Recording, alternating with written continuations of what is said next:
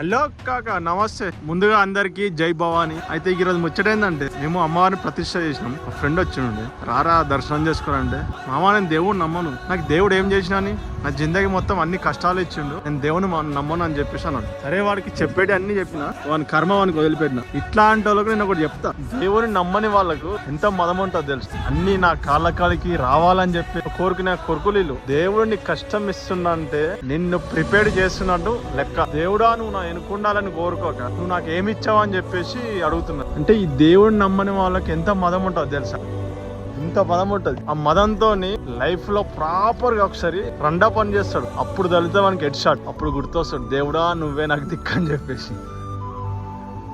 అప్పుడు ఉరుక్కుంటా ఆయన దగ్గర పోయి, దేవుడా నువ్వు నన్ను సేవ్ చేయి, నా కష్టం వచ్చింది, నువ్వే నా దిక్కు అని చెప్పేసి అంటే ఖచ్చితంగా దేవుడు సృష్టిలో ఉన్నాడు. అందరూ నమ్మండి, ఇది మన ధర్మం, మన సనాతన ధర్మం. దేవుని